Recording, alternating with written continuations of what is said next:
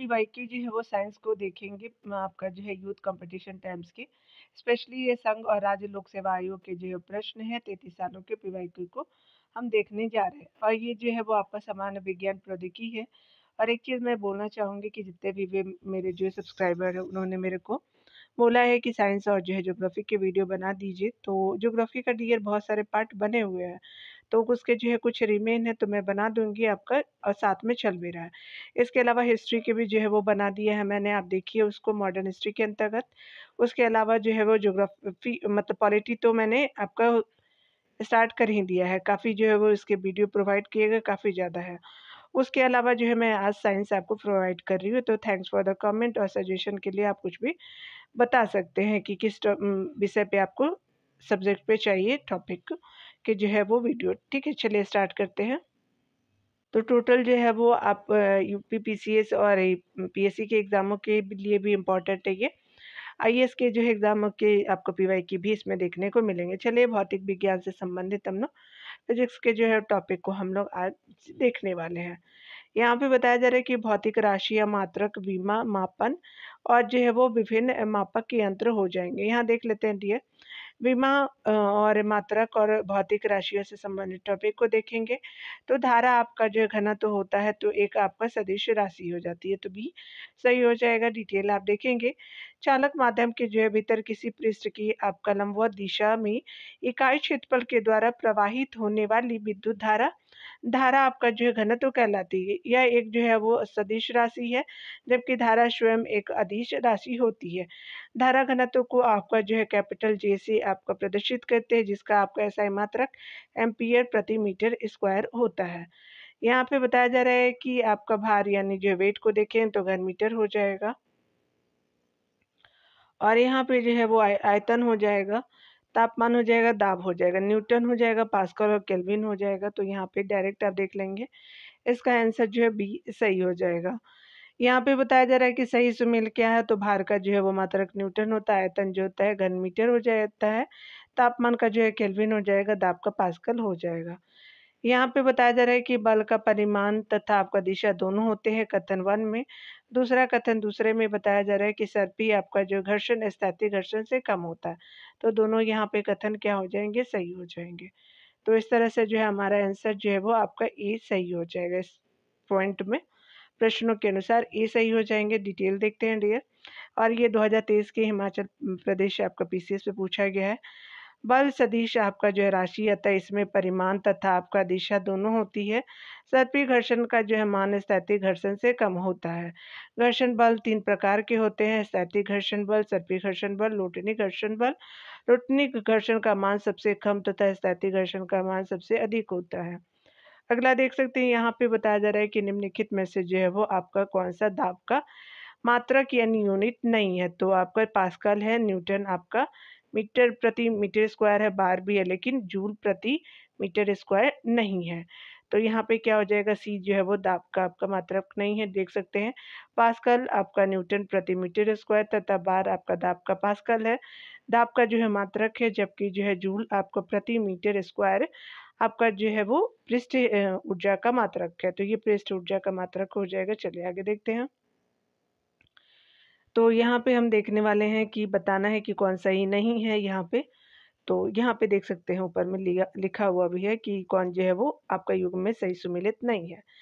देख सकते हैं दबाव का जो है वो आपका दबाव या दाब का जो है पास्कल बिल्कुल लेंस की जो है वो क्षमता डायोप्टर में मेज़र करते हैं, और ये एसआई यूनिट है, और आपका जो है वो पहले तरफ क्वांटिटी यानी मात्रा है। ऊष्मा का जो है वो जूल बिल्कुल सही है। रेडियो एक्टिव जो है वो पदार्थ की सक्रियता मैडम क्यूरी हो जाएगी, तो ये जो है वो सही नहीं है। डी आपका असत्य है, तो डी आंसर सही हो जाएगा। आप देख सकते हैं सामने-सामने मात्रा को और एसआई मात्रक को, दाब का जो है पास्कल है, लेंस की क्षमता डायोप्टर में मेज़र करते हैं, ऊष्मा का जो है वो जूल हो जाएगा, रेडियो एक्टिव पदार्थ की सक्रियता बैकुरल के अनुसार हो जाएगा। चलिए, क्यूरी नहीं बैकुरल होगा। चलिए, यहाँ पे बताया जा रहा है कि 10 सेंटीमीटर भुजा वाले जो है बर्फ के घन को समान भुजा वाले 8 छोटे घनों में विभक्त किया गया है। इस संदर्भ में निम्नलिखित में से कौन सा कथन सही है?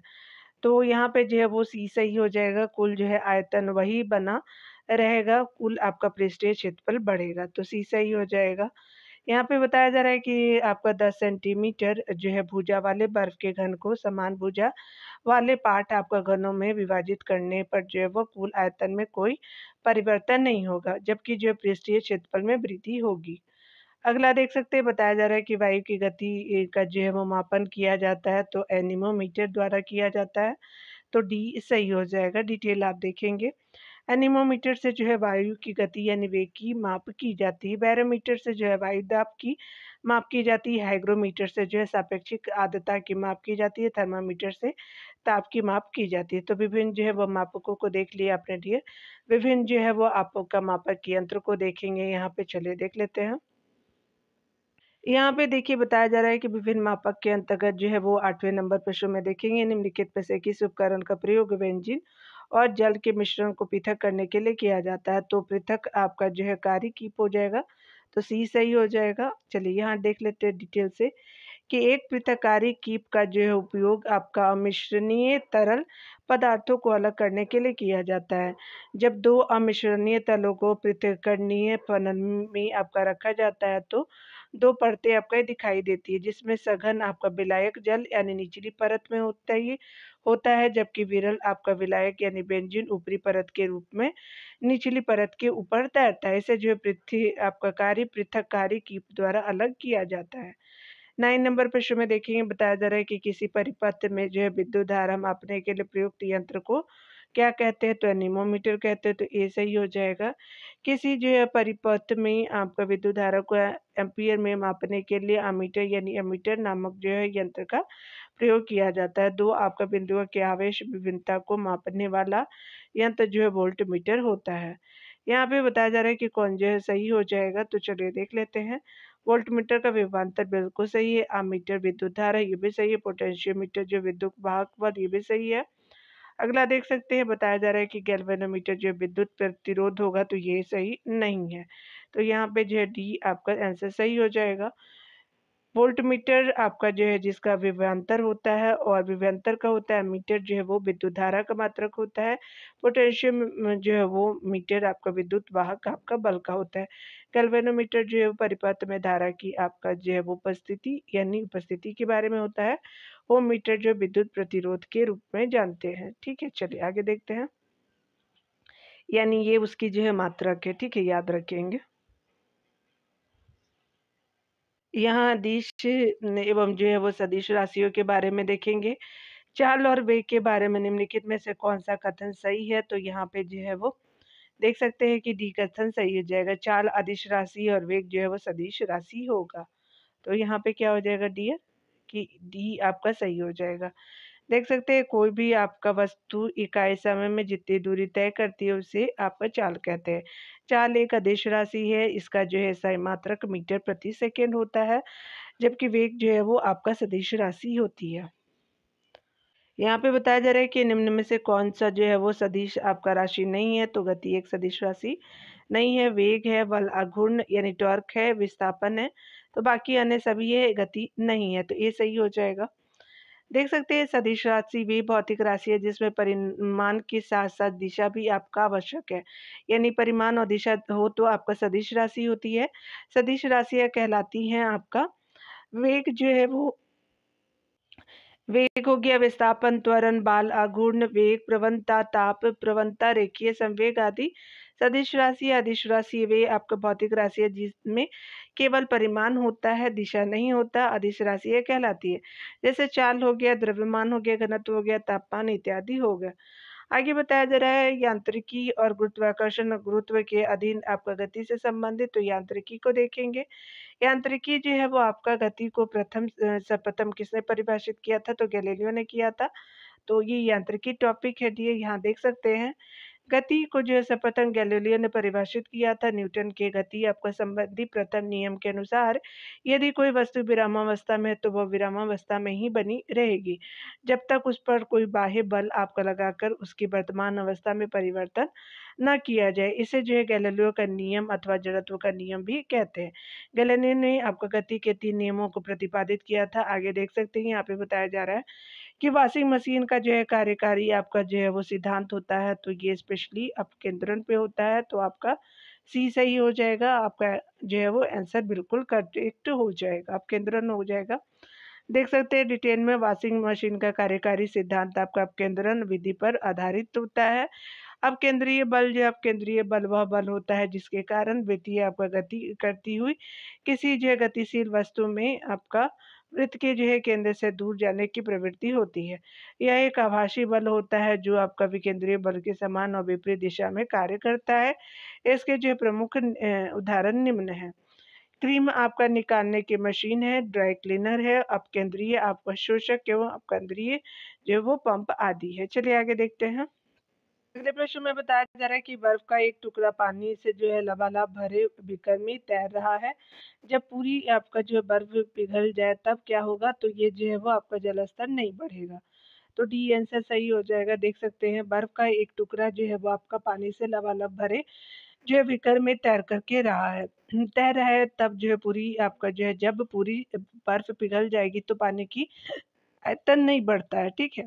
आयतन नहीं बढ़ता बल्कि पहले के समान ही रहता है, क्योंकि जब आपका बर्फ को पानी से भरे आपका बीकर में तैरने के लिए डाला जाता है तभी जो है बर्फ का टुकड़ा आपका बर्फ में उपस्थित जल के आयतन के बराबर जल विस्थापित कर देता है। यहाँ जो है गुरुत्वाकर्षण और गुरुत्व के अधीन गति से संबंधित प्रश्नों को देखेंगे डियर। चलिए यहाँ पे बताया जा रहा है कि निम्नलिखित में से कौन सा संरक्षण नियम न्यूटन के गति के तीसरे नियम का परिमाण है? तो परिणाम जो होता है संवेग का जो है वो संरक्षण हो जाएगा। तो ये तीसरे नियम, ठीक है, तो बी सही हो जाएगा। देख सकते हैं न्यूटन के गति संबंधी आपका तृतीय नियम का जो है परिणाम आपका संवेग संरक्षण का नियम है। इस नियम के अनुसार एक या एक से अधिक वस्तुओं के निकाय पर कोई जो है बाह्य बल आपका नहीं लग रहा हो तो उस निकाय को कुल जो है वो संवेग नियत रहता है।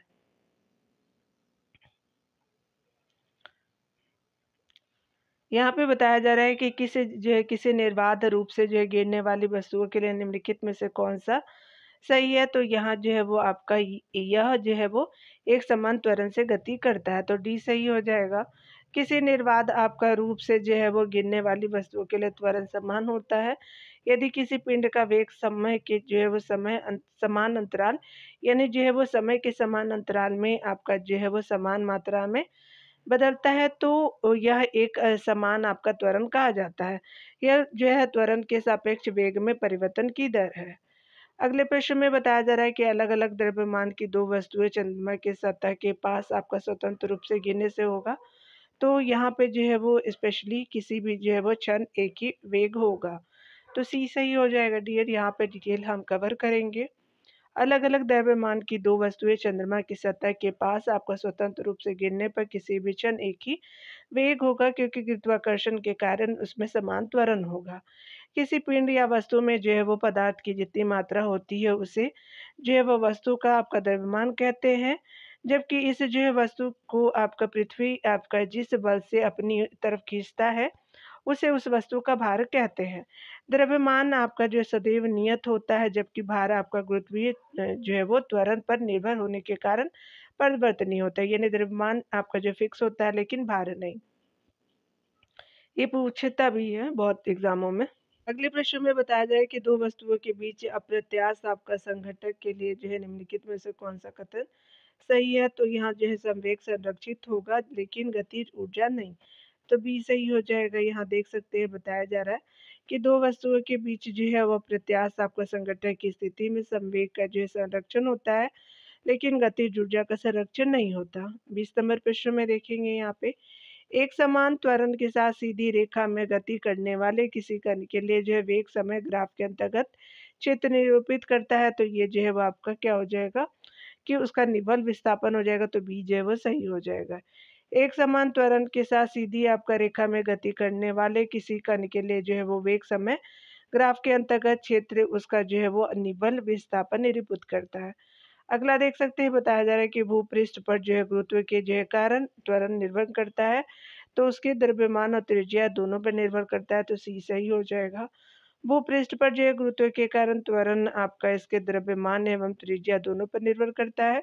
पृथ्वी की सतह पे जी का मान जो है 98 आपका जो है 9.8 मीटर प्रति सेकेंड स्क्वायर होता है तथा पृथ्वी के केंद्र पर इसका जो है मान आपका 0 होता है। यानी जी का मान जो होता है पृथ्वी पर जो है वो आपका क्या हो जाएगा, सतह पर जो है होता है आपका 9.8 यानी सतह पे, और जो है वो केंद्र पे क्या हो जाएगा यानी बीच में, तो 0 हो जाएगा।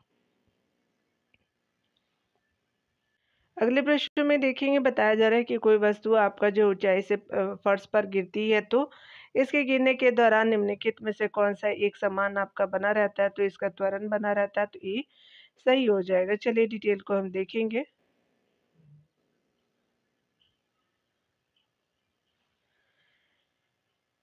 जब कोई आपका वस्तु जब कोई आपकी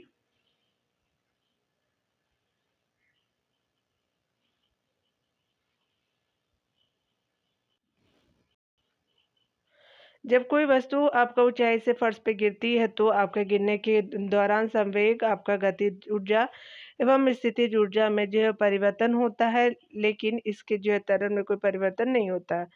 एक समान त्वरण आपका गुरुत्वाकर्षण बल के जो है कारण उत्पन्न होता है। यहाँ पे बताया जा रहा है कि एक समान त्वरण गतिमान किसी प्रकार जो है किसी कार्य के लिए वेग समय ग्राफ की प्रकृति पर आपका जो है क्या होगी, तो त्रिज्यक आपका रेखा होगी, तो सी सही हो जाएगा। बताया जा रहा है कि एक समान आपका त्वरित गति के लिए जो वेग समय ग्राफ एक सीधी रेखा है, जबकि गैर समय त्वरित गति के लिए यह जो है वो घुमावदार रेखा देता है।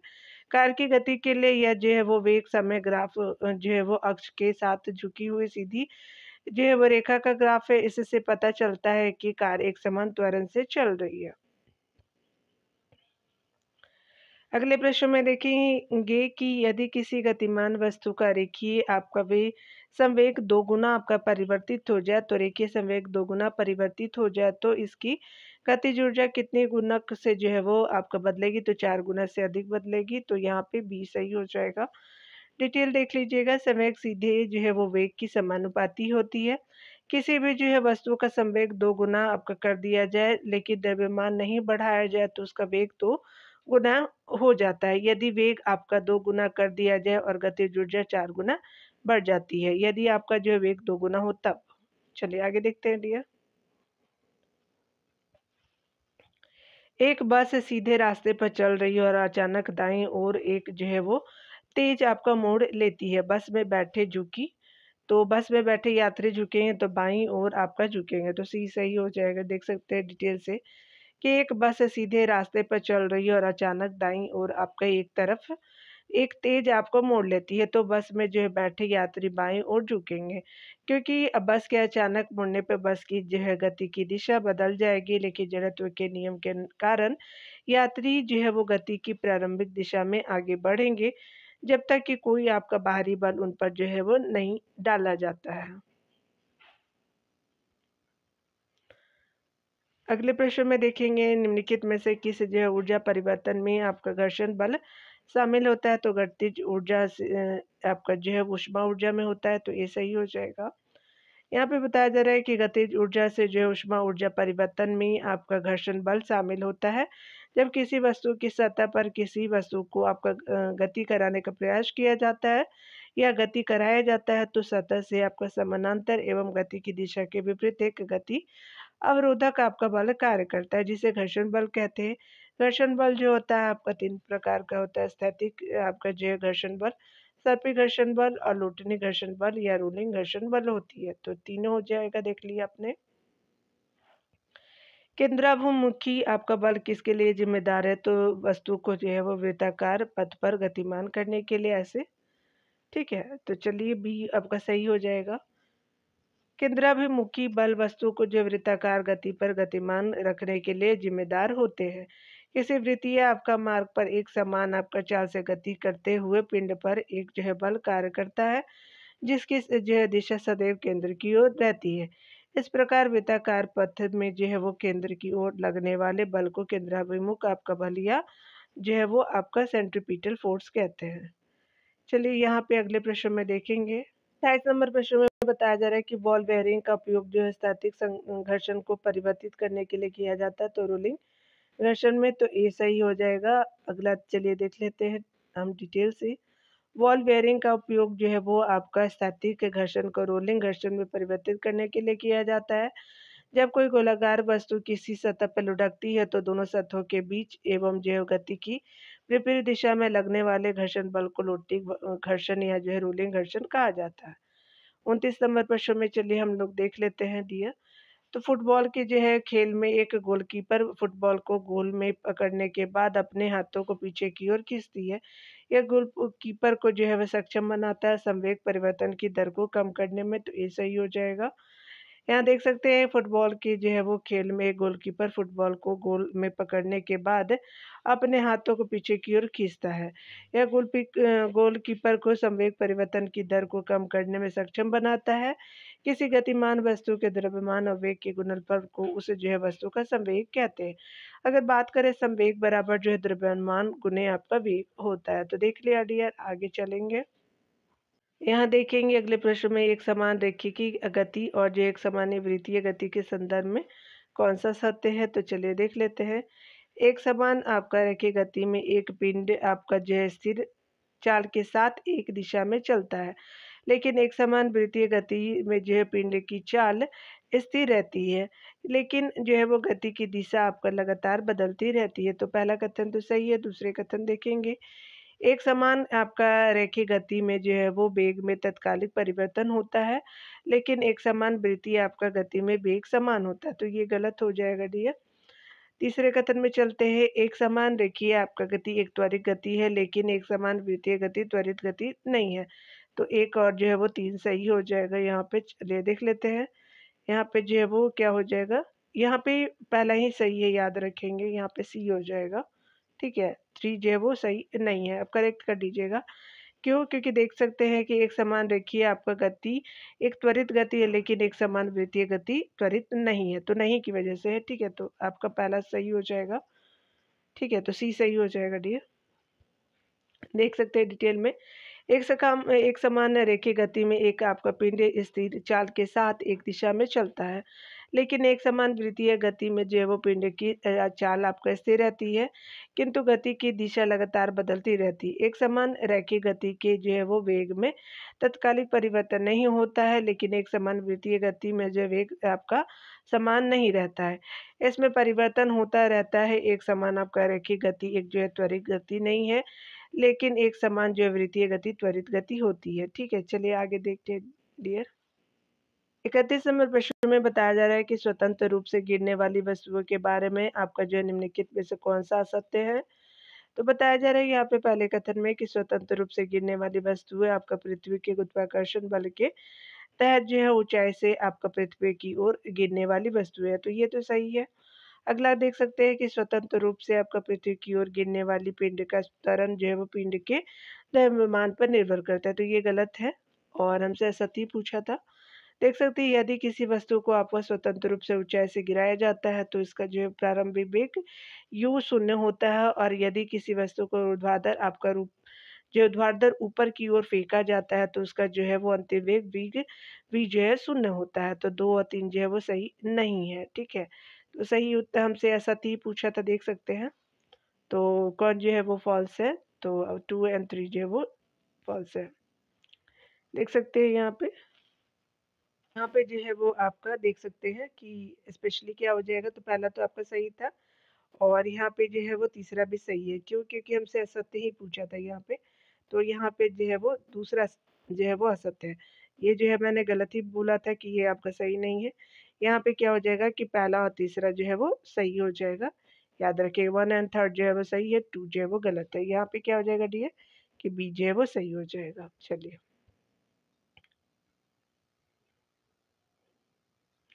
आप डिटेल देखेंगे तो खुद समझ जाएंगे। ठीक है, चलिए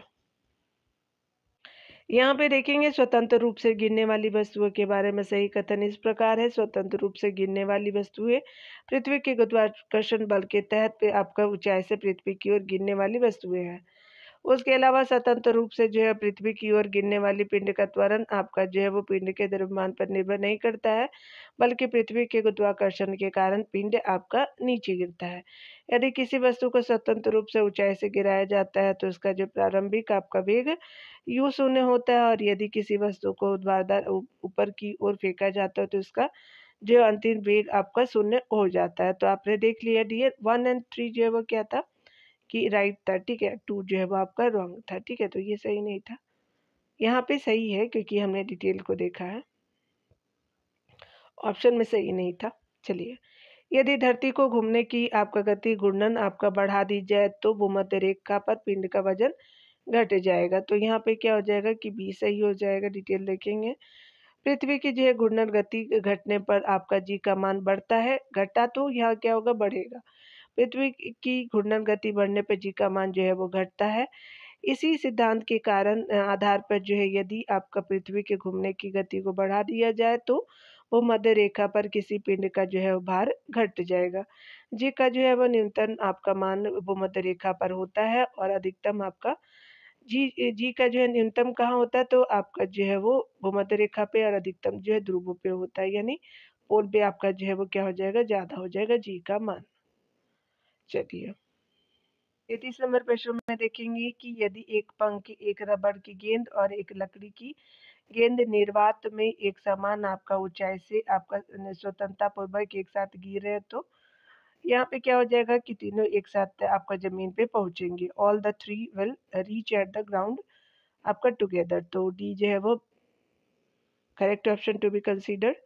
यदि एक आपका पंख, एक रबर को गेंद और एक जो है वो लकड़ी की गेंद निर्वात में एक समान आपका ऊंचाई से स्वतंत्रतापूर्वक एक साथ गिर रहे हैं तो आपका तीनों एक साथ आपका जमीन पे पहुंचेंगे, क्योंकि निर्वात में आपका वायु का जो है घर्षण शून्य रहता है तथा सभी जो है वो तीनों वस्तुएं चाहे उनके जो द्रव्यमान आपका द्रव्यमान भिन्न ही हो, आपका जो है वो उनके द्रव्यमान भिन्न भिन्न ही हो, समान वेग के साथ जो है वो आपका पृथ्वी पर गिरती है। ध्वनि और तरंग गति को देखेंगे लिए, चलिए देख लेते हैं। तो यहाँ जो है ध्वनि और तरंग को देखेंगे, क्योंकि ये मैथ है तो आप लोग सॉल्व कर लीजिएगा। किसी दिए आपका गए माध्यम से 2 आपका किलोहर्ट्ज आवृत्ति की किसी जो है ध्वनि तरंग का जो तरंग दर 35 सेंटीमीटर है, इस आपका माध्यम में इसे जो है वो 2.1 किलोमीटर की दूरी तय करने में कितना समय लगेगा, तो आपका जो है वो 3 आपका 0.0 सेकेंड लगेगा, ठीक है। तो याद रखेंगे, आप देख लीजिएगा। यहाँ जो है वो आपका आवृत्ति टी से डिनोट कर रहा है, ये फार्मूला होता है। और यहाँ पे जो है वो आपका जो आवृत्ति जो है वो आपका एफ से है, और टाइम से जो है वो टी को डिनोट किया गया है, आपको तरंग को जो वी से, और आपका यहाँ पे क्या हो जाएगा, वेग हो जाएगा और तरंग दैर्घ्य हो जाएगा, ठीक है। तो आपका जो है वो एफ आपका 2 किलो हर्ट्स हो जाएगा, 35 जो है वो सेंटीमीटर हो जाएगा, यानी इसको चेंज किया गया लैम्डा को, और फिर इसको सॉल्व कर लीजिएगा, ठीक है। तो आपका जानते हैं कि भी कितना दिया हुआ था, तो 2000 के को कन्वर्ट करके आप इसको सॉल्व कर लीजिएगा, ठीक है। चलिए, यहाँ पे बताया जा रहा है ध्वनि और प्रकाश तरंगे है, तो वायु में आपका जो है क्रमशः अनुदैर्घ्य और अनुप्रस्थ है। तो यहाँ ध्वनि जो है वो अनुदैर्घ्य और प्रकाश जो है वो अनुप्रस्थ है, तो ये सही हो जाएगा डियर। यहाँ देख सकते हैं कि ध्वनि आपका अनुदैर्घ्य तरंगे तथा आपका प्रकाश आपका जो है तरंगे अनुप्रस्थ तरंगे होती है। अनुदैर्घ्य जो है तरंगे सभी आपका माध्यम में उत्पन्न की जा सकती है, जबकि अनुप्रस्थ तरंगे केवल जो ठोस माध्यम एवं जो द्रव के ऊपरी सतह पर आपका उत्पन्न की जा सकती है। 36 नंबर प्रश्न में देखेंगे। यहाँ पे बताया जा रहा है कि कोई व्यक्ति किसी आपका जो है खड़ी चट्टान यानी क्लिफ के सामने पटाखे जलाता है, और विस्फोट के 5 सेकंड के बाद उसकी जो है प्रतिध्वनि सुनाई देता है। यदि आपका ध्वनि की चाल जो है वो आपका 340 आपका मिनट प्रति सेकंड है, तो खड़ी आपका जो है वो चट्टान से व्यक्ति की दूरी होती है, तो आपका 850 मीटर की होगी। तो आपका डी सही हो जाएगा, आप सॉल्व भी कर सकते हैं। आपका ध्वनि की चाल जो है वो कितनी दी गई है, तो 340 मीटर प्रति सेकंड है। चट्टानों की से जो है वो व्यक्ति की दूरी आपका जो है v गुने टी को आपका जो है क्या कर देना, मल्टीप्लाई करके 2 से डिवाइड कर देना है, तो आपका जो 850 मीटर हो जाएगा, ठीक है। चलिए, यहाँ देख लेते हैं डियर अगले प्रश्न में। यहाँ पे बताया जा रहा है कि माइक्रोफोन और मोबाइल फोन के स्पीकर के बारे में कौन सा विचार करना है। माइक्रोफोन ध्वनि को यांत्रिक आपका संकेत में परिवर्तित करता है, तो माइक्रोफोन ध्वनि को यांत्रिक संकेत में आपका परिवर्तित नहीं करता है। अगला देखिए, माइक्रोफोन ध्वनि को आपका वैद्युत संकेत में परिवर्तित करता है, बिल्कुल सही है। स्पीकर यांत्रिक संकेत को ध्वनि में परिवर्तित करता है, तो ये भी सही नहीं है। आगे देख सकते हैं, स्पीकर जो है विद्युत आपका संकेत को ध्वनि में परिवर्तित करता है, तो यहाँ पे क्या हो जाएगा, 2 और 4 जो है वो सही हो जाएगा, तो डी जो है वो सही हो जाएगा। माइक्रोफोन के जो है माध्यम से ध्वनि को आपको वैद्युत जो है संकेत में परिवर्तित किया जाता है। यह विद्युत चुम्बकीय प्रेरणा के जो है वो आपका सिद्धांत पे कार्य करता है। इस प्रकार जो है वो वैद्युत संकेत को आपका ध्वनि में परिवर्तित करता है। ठीक है, 38 नंबर प्रश्न को देखेंगे डियर। यहाँ पे बताया जा रहा है कि दिए गए जो है माध्यम में ध्वनि की चाल के लिए निम्नलिखित में से कौन सा सत्य है। सभी आवृत्तियों पर ध्वनि की चाल जो है समान बनी रहती है, तो ये सही हो जाएगा। यहाँ पे बताया जा रहा है कि भिन्न-भिन्न आपका माध्यम में ध्वनि की चाल भिन्न-भिन्न होती है, जबकि ध्वनि आपका एक माध्यम से दूसरे आपका माध्यम में जाती है, तो ध्वनि की चाल एवं जो तरंग दैर्घ्य यानी वेवलेंथ आपको बदल जाती है। ध्वनि की चाल सभी आवृत्तियों में एक समान बनी रहती है, तो देख लिया आपने डियर। चलिए आगे देखते हैं। किसी ध्वनि आपका तरंग का तारतम्य निम्नलिखित में से किस विशेषता पर आपका निर्भर करता है, तो आवृत्ति पे निर्भर करता है। डी सही हो जाएगा। तारतम्य के जो है कारण ही ध्वनि के आपका तीक्ष्ण एवं जो है वो ध्वनि को तीक्ष्ण या मोटा कहा जाता है, यानी पिच की वजह से। किसी जो है ध्वनि तरंग का तारतम्य यानी पिच आवृत्ति पर निर्भर करता है। जैसे जैसे ध्वनि की आवृत्ति बढ़ती है, वैसे वैसे ध्वनि का जो है तारतम्य बढ़ता जाता है। तत्व तथा जो है वो आपका ध्वनि तीक्ष्ण अथवा जो पतली होती जाती है। अगले प्रश्न में देखेंगे, चलिए। 40 नंबर प्रश्न में बताया जा रहा है कि ध्वनि तरंगों की चाल के बारे में निम्नलिखित में से कौन सा सही नहीं है। ध्वनि आपका तरंग की चाल आपका जो है वो ध्वनि तरंग की चाल जल की जो है तुलना में इस्पात में अधिक होता है, बिल्कुल सही है। यहाँ पे बताया जा रहा है कि अगला जो है वो वायु में ध्वनि आपका तरंग की चाल तापमान में वृद्धि के साथ घटती है, तो बी सही नहीं है। यहाँ पे आपका जो है वो बी आंसर हो जाएगा। देख सकते हैं कि जब आपका एक माध्यम से दूसरे माध्यम में ध्वनि प्रवेश करती है, तो ध्वनि की चाल एवं तरंग दर बदल जाती है। वायु में ध्वनि तरंग की जो है वो चाल तापमान वृद्धि के साथ घटती नहीं बल्कि बढ़ जाती है। अगला देखें, 41 नंबर प्रश्न में बताया जा रहा है कि मानव कान की आपको उस हिस्से को क्या कहते हैं जो श्रव्य ध्वनि तरंगों से संबद्ध आपका दाब में होने वाले परिवर्तनों को वैद्युत संकेतों में परिवर्तित करता है, तो ये जो है वो आपका कर्णावर्त हो जाएगा, तो बी सही हो जाएगा। चलिए, जो है कोकिलिया आपका जो है वो आंतरिक कान में पाई जाने वाली एक तरल पदार्थ से भरी सर्पिल आपका आकार की गुहा है, जो आपका सुनने की क्रिया में महत्वपूर्ण भूमिका निभाती है और श्रवण जो है पारगमन की प्रक्रिया में भाग लेती है। ध्वनि तरंगों को विद्युत आवेगों में परिवर्तित किया जाता है, जिससे मस्तिष्क जो यानी ब्रेन जो है वह व्यक्तिगत यानी इंडिविजुअल ध्वनि आवृत्ति के रूप में व्याख्या कर सकता है। ठीक है, तो डिटेल देखा है डियर। यहाँ जो है वो सोनार के बारे में देखेंगे। सोनार एक जो है वो यंत्र है यानी डिवाइस है, जिसका प्रयोग किसी जहाज द्वारा अंतर्जलीय वस्तुओं की आपका दूरी मापने के लिए किया जाता है। इस प्रयोजन के लिए यह जो है निम्नलिखित में से किस प्रकार से तरंगों का प्रयोग करता है, तो ये पराश्रव्य तरंगों का प्रयोग करता है, तो सी सही हो जाएगा। चलिए डिटेल देखेंगे। सोनार यानी जो है साउंड नेविगेशन रेंजिंग ध्वनि साधनों द्वारा पानी के नीचे की वस्तुओं को दूरी और दिशा का जो पता लगाने और निर्धारण करने की तकनीक है। वस्तुओं द्वारा जो उत्सर्जित या परावर्तित ध्वनि तरंगों का जो सोनार उपकरण द्वारा आपको पता लगाया जाता है और उनमें जो है मौजूद आपका जानकारी का विश्लेषण किया जाता है। सोनार के माध्यम से पराश्रव्य तरंगे भेजी जाती है। आगे देख सकते हैं।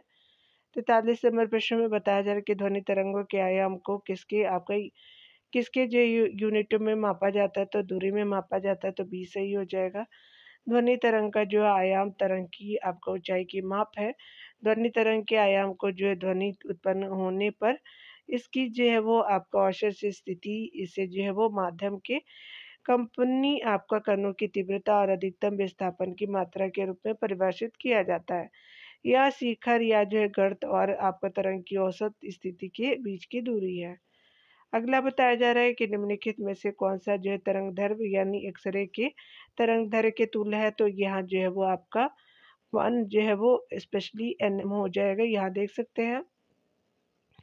डी सही हो जाएगा। एक्स-रे एक प्रकार का विकिरण होता है जिसे विद्युत चुम्बकीय तरंग कहा जाता है। एक्स-रे का जो है वो तरंगदैर्घ्य 0.01 से आपका 10 नैनोमीटर होता है। 1 नैनोमीटर जो है तरंगदैर्घ्य आपका एक्स-रे के तरंगदैर्घ्य के तुल्य होता है। एक्स-रे का तरंगदैर्घ्य परावैंगनिक किरणों से होता है, यानी जो परावैंगनिक किरणों से होता है, गामा किरणों से लंबा होता है। 45 नंबर प्रश्न को देखेंगे। 45 नंबर प्रश्न में बताया जा रहा है कि जब ध्वनि के तारत्म्य यानी पिच में वृद्धि होती है तब निम्नलिखित में से किसकी वृद्धि होती है? तो आवृत्ति की होती है, तो डी सही हो जाएगा। यहाँ पे बताया जा रहा है कि ध्वनि की जो है वो पिच सीधे ध्वनि की आवृत्ति के समानुपाती होती है, इसलिए जब पिच अधिक होती है तो आवृत्ति भी अधिक हो जाती है। यहाँ पे जो है वो अगले प्रश्न में हम देखेंगे, चलिए देख लेते हैं। यहाँ पे बताया जा रहा है कि कौन सही नहीं है। यहाँ सही नहीं बताना है आपको। तो यहाँ पे बताया जा रहा है कि मनुष्य के श्रव्यता का परिसर जो है वो 20 हर्ट्ज से 10 हर्ट्ज किलोहर्ट्ज तक है। बी है कि दूसरे पॉइंट में है कि 10 किलोहर्ट्ज की जो है आवृत्ति से अधिक की ध्वनि को परश्रव्य जो है वो आपका ध्वनि कहते हैं, तो ये भी गलत है। अगला देख सकते हैं, बताया जा रहा है कि भूकंप में मुक्ता जो है वो प्रघाती तरंगों से पहले जो परश्रव्य आपका ध्वनि उत्पन्न होती है। तो यहाँ पे जो है वो क्या हो जाएगा कि जो है आपका सी सही हो जाएगा। 1, 2 एंड 3 जो है वो आपका यहाँ पे जो है सही नहीं है, तो तीनों सही नहीं है, देख सकते हैं। यहाँ पे डिटेल देखेंगे कि मनुष्य में श्रव्यता का परिसर लगभग जो है 20 किलोहर्ट्ज से 20,000 आपका जो है किलोहर्ट्ज के बीच होती है। 20 किलोहर्ट्ज से 20,000 किलोहर्ट्ज के बीच आवृत्ति वाली जो तरंगों को श्रव्य आपका तरंगे कहते हैं। 20 आपका 1000 किलोहर्ट्ज से ऊपर की जो है ध्वनि की तरंगों को परश्रव्य तरंगे कहते हैं। भूकंप में जो है मुख्य प्रघाती तरंगों से पहले अवश्रव्य ध्वनियाँ आपका उत्पन्न होती है, जो 20 किलोहर्ट्ज से आपका नीचे की आवृत्ति वाली होती है। आगे देख सकते हैं डियर, बताया जा रहा है। यहाँ पे अगले प्रश्न में बताया जा रहा है कि एक संगीत कार्यक्रम में ऑर्केस्ट्रा बजाने से पहले एक सितार वादक तनाव को समायोजित करने की कोशिश करता है और स्ट्रिंग को उपयुक्त आपका रूप से बांधता है। ऐसा करके वह आपका क्या ठीक करने की कोशिश करता है? तो अन्य आपका वाद्य यंत्रों की आवृत्ति के साथ सितार स्ट्रिंग की आवृत्ति ठीक करना चाहता है, तो ये सही हो जाएगा। यहाँ पे बताया जा रहा है कि एक संगीत जो है वो कार्यक्रम है, ऑर्केस्ट्रा बजाने से पहले एक सितार वादक सितार के जो है तनाव को समायोजित करने की कोशिश करता है और स्ट्रिंग को उपयुक्त आपका रूप से आपका बांधता है। ऐसा करके वह जो है वो अन्य वाद्य यंत्रों की आवृत्ति के साथ आपका सितार आपका स्ट्रिंग आवृत्ति ठीक करने की कोशिश करता है। चलिए आगे देखते हैं।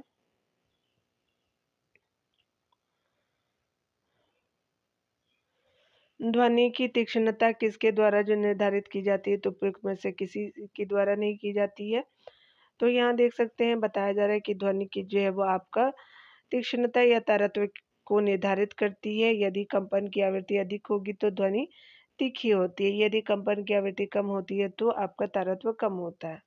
यहाँ देख सकते हैं, बताया जा रहा है कि गर्भ में आपका भ्रूण के जो है वो विकास को जानने के लिए निम्नलिखित आपका जो है किरणों यानी तरंगों में से किसका प्रयोग किया जाता है? तो परा ध्वनि आपका तरंगों का अल्ट्रा आपका सोनिक वेव का यूज़ करते हैं, अल्ट्रा वायलेट नहीं, आपका पराध्वनिक का यूज़ करते हैं।